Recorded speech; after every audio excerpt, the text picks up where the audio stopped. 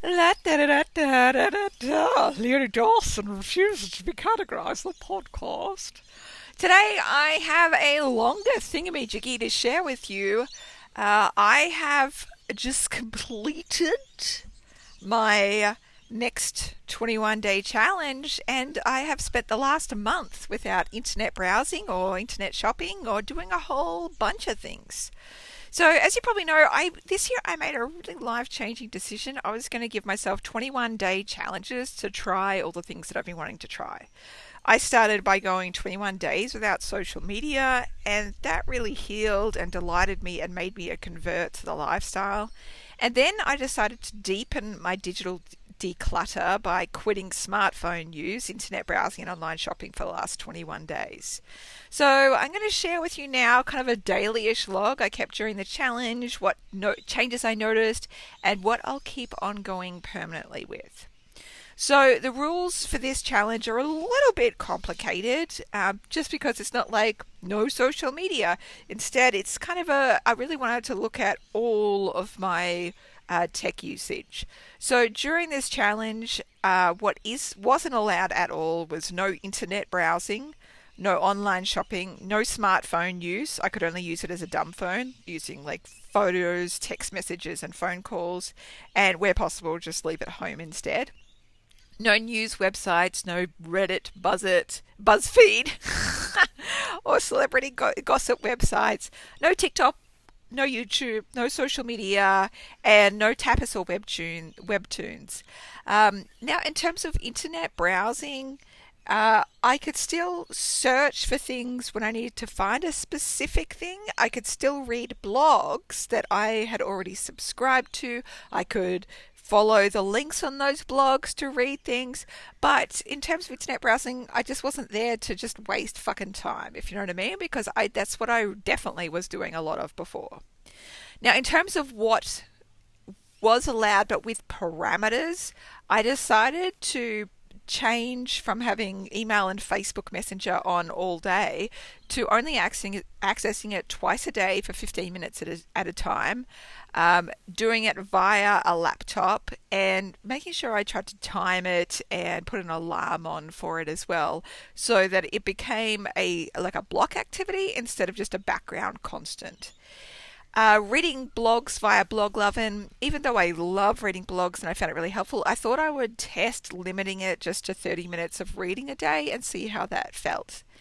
And what was allowed without restrictions was essential business software like Kajabi and ActiveCampaign, any tools and apps I use to make my stuff like WordPress for writing on my website, Procreate, which I do my digital drawings on, and Anchor for recording podcasts. Could also have unlimited access to online courses that I'm currently studying, reading on my Kindle and purchasing new books when needed, and podcasts and audiobooks. So, the first day of the challenge, well, day before the challenge actually, Saturday 27th of February 2020. How I'm feeling. Honestly, pretty confident. I was super anxious before starting the last challenge of no social media, but it ended up being so great and so freeing that I'm excited to see what I can learn from this challenge. I know if I set myself up for success by deleting apps and access, it takes a lot of the battle away.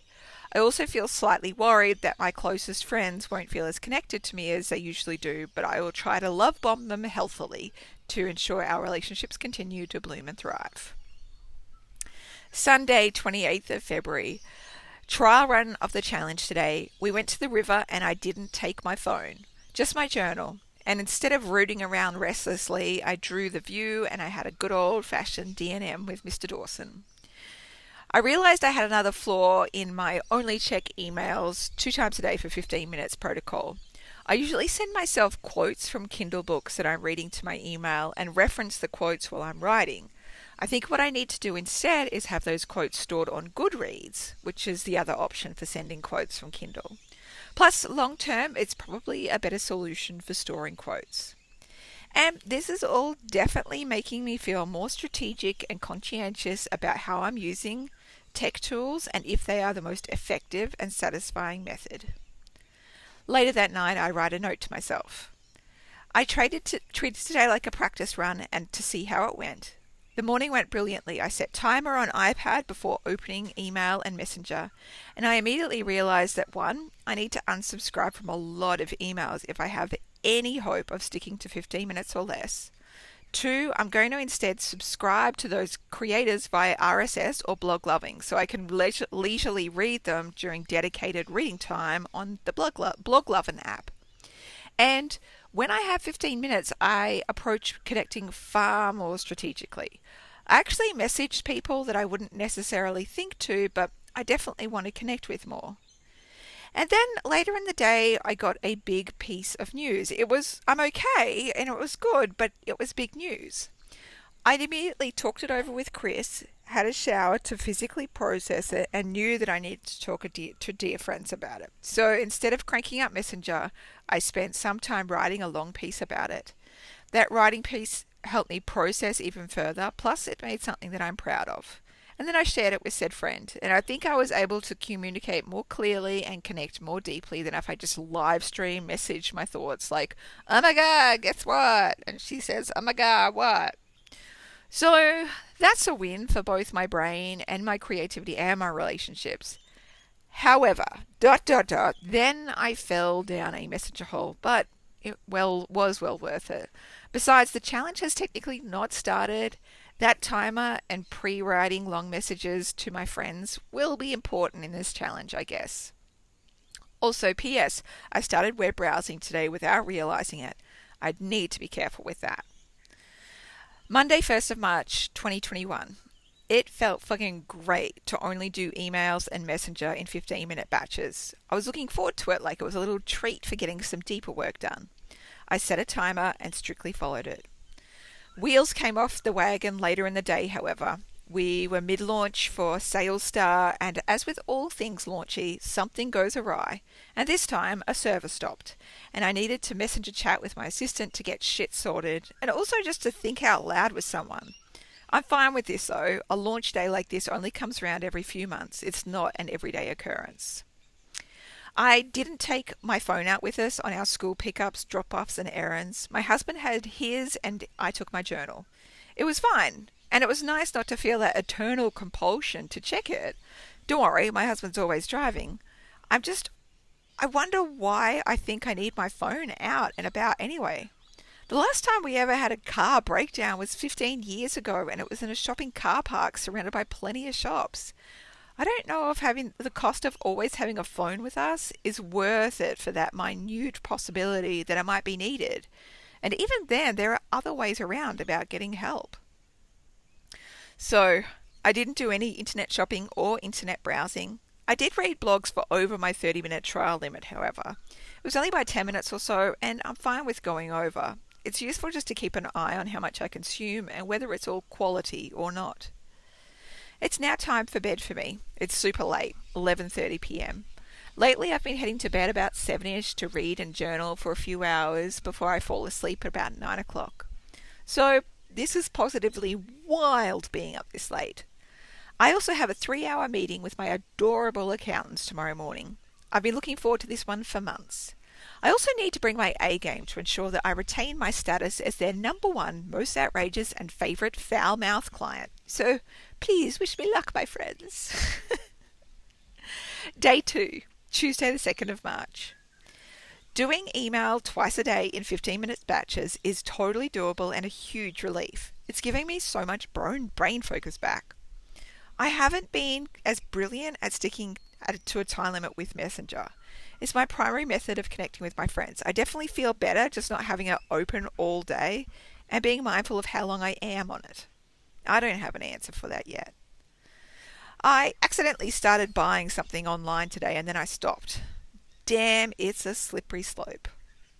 We had a long accountants meeting today. They assured me that I am still number one in their weird but in a super fun way client awards category. It's not that they have award categories, and they definitely all made all of that up. It was just to humour me, but I did feel like I'd won something nonetheless. I did some homework and notes from the phenomenal book, How to Break Up With Your Phone by Catherine Price. She says when you go to your phone, to pick up your phone, ask, what is this for? Why do I need to do it? And what else could I be doing instead? She says, give yourself a chance to explore your options before you make a conscious decision. Define a purpose for using the internet or social media ahead of time and stick to that. And make a point of spending time with people offline instead of social media. The big question is, what do we do once we quit social media? She then asks a ton of questions, and I decided to journal them out and answer them. I've always loved to read books, write, art journal, and be with animals. I've always wanted to write more books, have a regular painting or drawing practice, make a comic. When I was a kid, I was fascinated by horses, backyard campfires, playing guitar, drawing and writing. If I had more time, I would like to write more books, paint and draw more, and have hilarious time with my friends and family. Some activities that put me in flow: horse riding, crafternoons, journaling, women's circle, and writing. Other fun hobbies that I love: photography, jigsaw puzzles, art projects, house reno, bushwalking, doing a class, playing on the Wii Fit. It's not called Wii Fit anymore. Wii Ring? I don't know. Ring something. Ring Fit. Let's go with that. And a 5 rhythms class or near. And more notes. Try to avoid things that trigger our addictive habits. Wednesday, the 3rd of March. I stuck to 2 times 15-minute email slots today. I absolutely love it and 100% will keep doing this. I didn't take my phone with me. My husband also used my phone at one point and said, "Oh my God, you really have taken everything off your phone. There isn't even an internet browser on here." I didn't do any internet shopping or browsing. And I feel like this declutter is continuing the healing process for my brain, my soul, and my creativity. I am creating such healthier life and work habits. Thursday, 4th of March. I needed to buy a specific book as a present, and usually I would just order online, but that's out with this challenge. So today I hunted through 2 locally owned independent bookstores. And eureka, I struck gold. Triumph! Plus, I had a nice time book wandering. We did, however, encounter a rather massive tech issue today that needed sorting. So emails and Messenger took longer than 15 minutes. It's one of those, oh shit issues that I need to make a decision on. I've taken myself out to a cafe to journal it out and think until I know the answer to it. Better this, I guess, than staying locked in the loop of frantically researching websites trying to find the answer. 10 out of 10, I recommend this challenge. Even when it's tricky, it's worth it. Friday, 5th of March, day 5. An online order came today, jeans that I needed for an upcoming photo shoot. The sizing and the cut was crap, so I had to do the return online and order a replacement. I made sure I didn't spend much time choosing, however, just get in and get out. Online shopping for clothes feels really stressful. I need to remember that. It's actually not enjoyable. It is not a good hobby. Email and messenger constraints went by the wayside yesterday and today. We're dealing with a major email delivery outage from our provider, which has needed fast pivots and decision making. I think it's making me realize that instant messaging is definitely useful, specifically when you're in firefighting mode. It is not, however, useful for me to have continuous use during the day in non-crisis situations. I need spaciousness in order to create and do deep work and to keep my brain and soul in good condition. Today, after a batch of digital system firefighting, I had a bath and even then was still feeling exhausted. I thought about lying down and watching YouTube videos to rest, and then I realized that that option was off the table. And I thought about this quote I read lately from someone, that he couldn't understand why people just always said they were tired, that there's a simple solution to being tired. Sleep, just sleep. So I had a nap instead, and I think it was a far better use of my time than just watching videos groggily.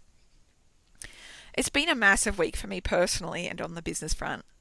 I need a lot of recovery time this weekend to recover and repair, and I know that having digital limits will help this process.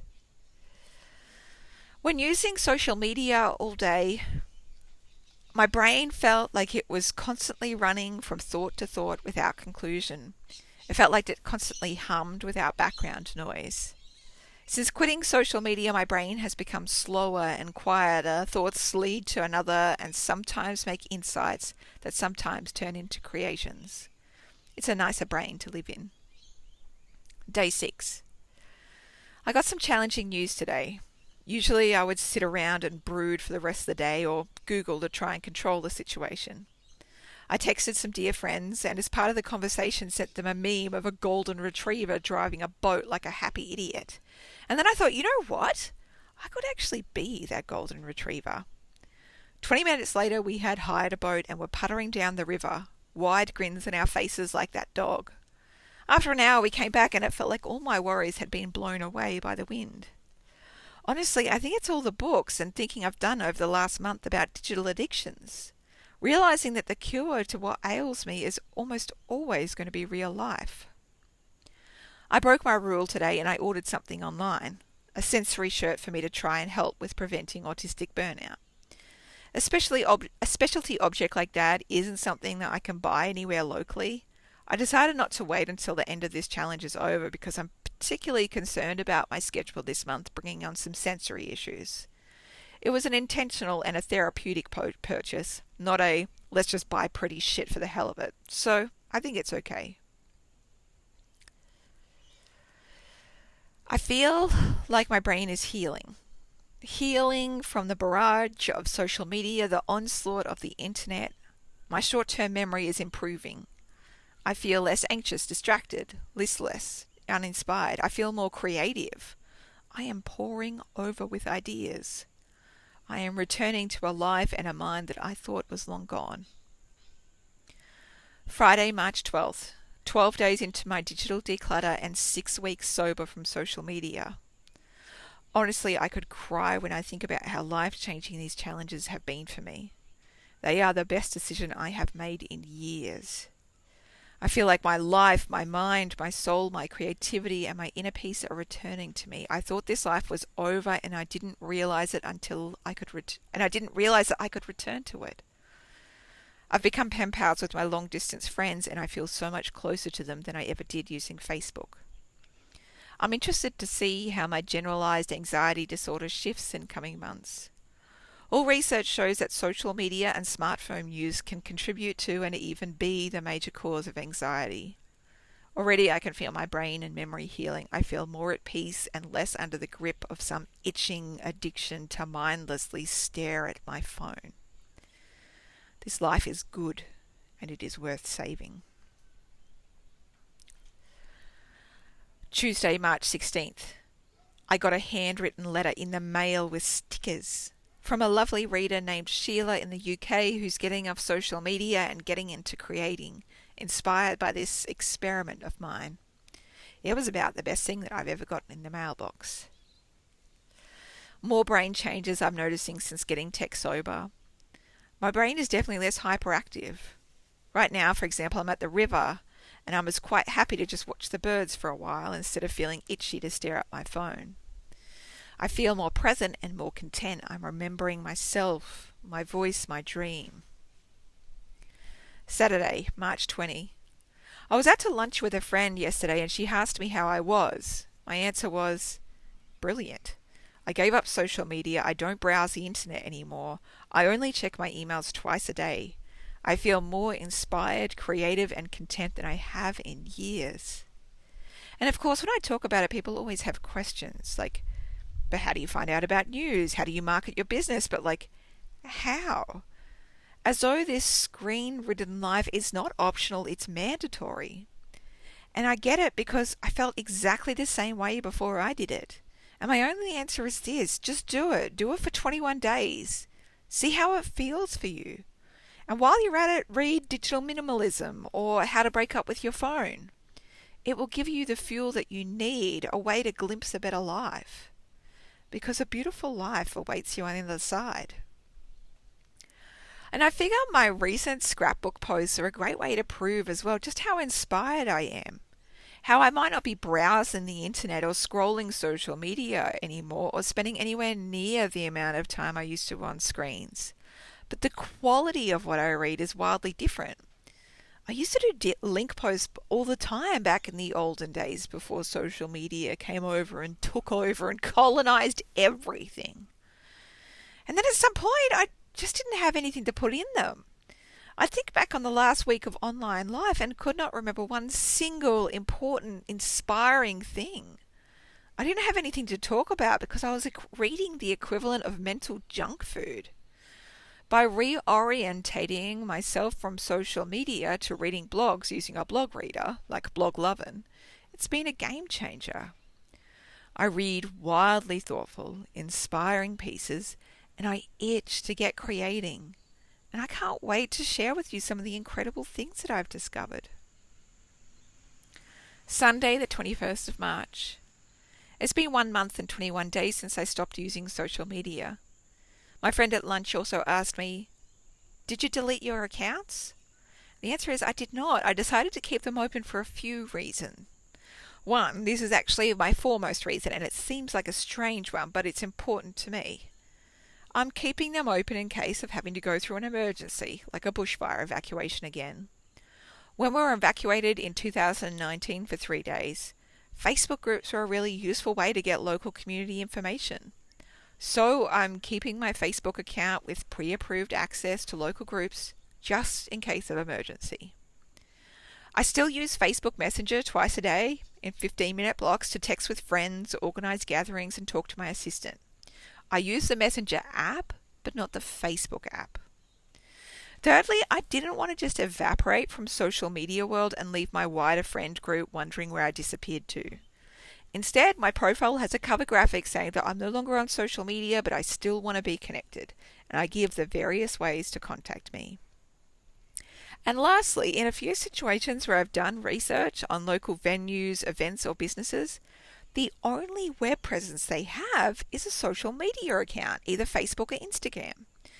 Don't get me wrong, I just think this is really fucking dumb. Businesses should absolutely prioritize a simple website using something like Wix or Squarespace. Anyway, I can still access Facebook pages when I absolutely need to. What I don't do, however, is access social media regularly anymore. I have content blocks set up on my phone, my iPad, and my laptop, so I can't actually even access Facebook or Instagram. And if I absolutely need to, for the last reason above, I have to go in and edit my content block software first, access the information, and then fuck off and block myself again. But here's what I've noticed. I've noticed two things when I do have to pop in to grab some piece of information before I fuck off again. One, Facebook and Instagram are designed to stop you from just being able to get one piece of information. There's the notifications, the news feed, the red buttons, all of it to attract your eye like a poker machine and spiral you down an attention hole for you to emerge hours later, dazed and confused at just what happened. And two, of course, inevitably, I click the red buttons, even though I know I don't need to, even though I know it's designed to suck me in, even though I know I'm not supposed to get distracted. And then I look at that notifications feed and I scroll all the way through what I have missed. And I feel angry. This shit is what I spent hours of my day keeping up with? This shit is not worth my time. It's basic and it's bullshit and it's boring. There is nothing here that nourishes my creativity and my soul and my life and my business. Nothing. It's all just smoke and mirrors, a set of mirages designed to hijack my nervous system and get me thoroughly addicted. And I feel so fucking cranky and gross. And I log right off and I wonder why I even went on in the first place. It's not worth it. It's just not worth it at all. Social media would have to be the biggest con of the 21st century. One that has hijacked hours and hours every day from billions of people. Fuck that nonsense, I say. Friday, the 26th of March. I officially withdrew my business from social media today. If you go to leoniedawson.com/no social 2, the number 2. It's actually becoming a little bit harder. to talk about leaving social media and digital decluttering. It's now becoming a way of life, one that I deeply treasure, I fought hard for, and have already written extensively about. This has been, hands down, one of the best decisions of my last 10 years. Sunday, 28th of March. 2 months on from stopping using social media. 1 month on from stopping internet browsing and shopping. Here's what life is like now that my brain has settled into this new existence. Last night I went to bed at 7 p.m. and read for 2 hours before falling asleep. I woke up at 6 a.m. It's a Sunday morning. Usually I'd either go back to sleep if I haven't had enough already, or I'd sneak out, get my phone, and groggily scroll my phone for a couple of hours. Instead, this morning I lay there resting and letting my brain dream while awake. There's nowhere else to be but here. And then I decided what I'd most like to do is write. The impetus to create is too much. Usually the desire is kind of squashed in phone land, but out here it is ripe and it is radiant. So I quietly usher out and make myself a cup of tea. I take newspapers out on the deck with a cup of green tea, and I spend a happy hour or more reading and journaling. Once everyone is up, I help my kids with a craft activity they want to do. I video chat with my dad, I read some magazines on the floor, I make cups of herbal tea for my kids. I blog, because there are things that I must write and share, and as I've rediscovered, blogging is one of my very favourite hobbies. For the rest of the day, our plans are this. The girls and I will start doing an art e-course together at our big, well-worn, paint-splattered dining table. I want to finish reading last night's novel. We'll bake some muffins. I might write some pen pal letters to friends. It is gentle and it's quiet and it's deeply good for my soul. All without that restless scratching and itching feelings that I should be somewhere else looking at a screen. There's nowhere else I need to be but here in this beautiful life. So let's have a look at the savings of a month without internet shopping. I did an in-depth spreadsheet analysis of this just out of interest's sake. Plus, let's face it, I can conduct all kinds of kooky projects in all that spare time I'm saving from no social media or internet browsing. I reviewed all of my internet shopping since July last year and discovered that I spent less than half of what I usually do. When I did need to buy something, I tried to buy locally, first in small independently owned stores and then in the only big box store we have here, Big W. What I found surprising is that it's actually nicer to buy local. You get to have human connections and micro moments that you wouldn't have otherwise. And there's a growing bunch of research that shows how important those casual relationships are. I do recognise, however, I'll still need to online shop for specialty items and more difficult to source books. I think going forward I like to be more mindful of where I spend my money. I don't necessarily need to spend less money, though I likely will now that I've upgraded my clothes and weighted blankets. I usually do that every 5 years or so. I'd like to prioritise local spending in independent stores where possible, and pay that extra for that extra level of human contact. I realise I'm privileged in this. What I'm going to keep doing from this challenge. Here's the best part about these challenges. You can start forming a habit without feeling like you are stuck doing it forever, because that kind of thing frightens the absolute shit out of me. Instead, you can try and see how it feels, and then before you know it, you're enjoying the benefits and not really wanting to turn back. Only having to do something for 21 days really takes the pressure off. Plus, you don't need to do it perfectly. I didn't do this challenge perfectly, but I still gained a huge amount from it. So, here's an official review of the challenge rules, how I went, and what I'll continue doing. So in terms of what's not allowed, no internet browsing. I achieved it and it was awesome. I'm going to continue. If I need to search for something, I will, and I'll happily read blogs, but no more just browsing the internet because I'm bored. That's when it's time to go read a book or make some art or watch an e-course or something. No online shopping. I loved it. I don't know why I think online shopping is fun. I find it stressful as fuck. I'm only going to do it now for specialty items and books that I can't easily source locally. And this doesn't, however, include buying online e-courses or software. I fucking love that shit. I'll buy it all damn day. What I do mean is spending endless hours like clothes shopping online. Fuck that. No smartphone use. I left it at home a lot. I did have a couple of days where I used Gmail and Messenger on my phone when we had a launch, when we had a photo shoot, etc. And it was fine to use in more of an emergency situation, but it was so great to turn it off as our normal state of being. It made my brain feel so much calmer, so much more present, and so much more present as a human too. Also, I'm going to carry on with no news websites, Reddit, BuzzFeed, or celebrity gossip. I feel less anxious, more kind, and better educated about news by reading newspapers and blogs instead. I'm going to carry on with no more TikTok or YouTube. It was so good to get rid of those time wasters. I'm going to carry on with no social media because social media sucks giant donkey dick. And in terms of tapas and webtoons, which I originally included, I will probably actually go back to testing my use of those because it's more like reading comics on a Kindle instead. In terms of what's allowed, but with parameters, I'm going to carry on doing for email and Facebook Messenger access for twice a day for 15 minutes at a time. I realize that in some situations I'm going to have to use them, but that's more in emergency situations, and I just want to be really mindful still of how much time and just continue to block it together instead. In terms of reading blogs via Blog Loving and limiting it to only 30 minutes a day, I fucking love reading blogs and I'll continue to. I don't need to limit my time on it. It's usually only about 30 minutes or less anyway, but reading them for longer is fine. The major benefits and result of this challenge is that it has saved me an arse load of time. I've been able to get through one of the busiest months that I've had in years and not burn the fuck out. I've read a lot more books and brilliant blogs that make me itch to create. I feel more creative and on purpose. I have been hugely productive over the last month. My brain feels clearer, my heart feels lighter, and I feel very, very lucky. This is what we were born for. This is the life that I want. Now, what challenge am I going to do next?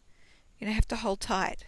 I have more news to come this way. I'm probably leaning towards either doing 21 days of meditating or 21 days of creating free opt-ins. I'll let you know when it comes to me. Either way, it's going to be bloody glorious. Here's to challenges and experiments and trying something new. And of course, if you haven't already, make sure that you buy my courses before they double in price. Go to leoniedawson.com/double because on 30th of April, 3 of my courses, Money Manifesting Our Multiple Streams of Income, 40 Days to Create and Sell Your E-Course, and 40 Days to Finish Your Book. All of them are doubling in price, but I'm giving you as much notice as possible so you can dive in, sign up now. Yes, there's even payment plans at the discounted price.